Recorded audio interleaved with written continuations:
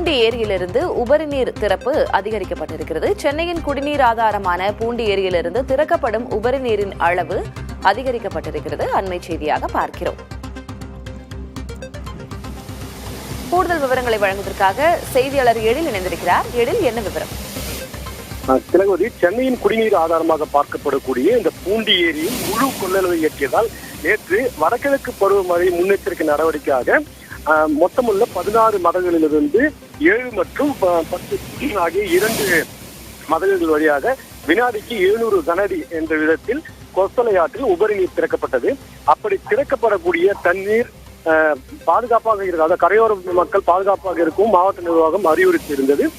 இந்த நிலையில் தான் தற்போது கூடுதலாக, அதாவது வினாடிக்கு தற்போது 2300 கனஅடி தண்ணீர் வந்து கொண்டிருக்கிறது. கூடுதலாக 700 கனஅடியிலிருந்து 4500 கனஅடியாக தற்போது அந்த நீர் திறப்பு அதிகரிக்கப்பட்டுள்ளது. ஏற்கனவே 7 மற்றும் 10 ஆகிய 2 கதவணைகள் திறக்கப்பட்ட நிலையில் தற்போது 6 மற்றும் 11 மொத்தமாக 4 கதவணைகள் மூலமாக 4500 கனஅடி தண்ணீர் தற்போது வெளியேற்றப்பட்டு வருகிறது. அந்த பாதுகாப்பு பொறுத்தவரையில் நேற்று விடுக்கப்பட்ட அதே பாதுகாப்பு தான் மாவட்ட நிர்வாகம் தொடர்ந்து அறிவுறுத்தியிருக்கிறது. அந்த கரையோர மக்கள் பாதுகாப்பாக இருக்க வேண்டும். அதே போல இங்கிருந்து செல்லக்கூடிய தண்ணீர் தாமரைப்பாக்கம் அணைக்கட்டில் சேமிக்கப்பட்டு அங்கிருந்து சோழவரம் ஏரிக்கு அனுப்பப்பட இருக்கிறது.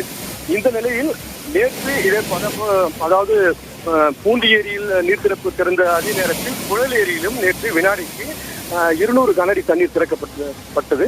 தற்போது அங்கேயும் நீர்பிடிப்பு பகுதியிலிருந்தும் நீர்வரத்து அதிகரித்து வருவதால் அந்த 200 கனஅடியிலிருந்து தற்போது 500 கனஅடியாக அந்த தண்ணீர் தற்போது உபரி நீர் திறக்கப்பட்டுள்ளது.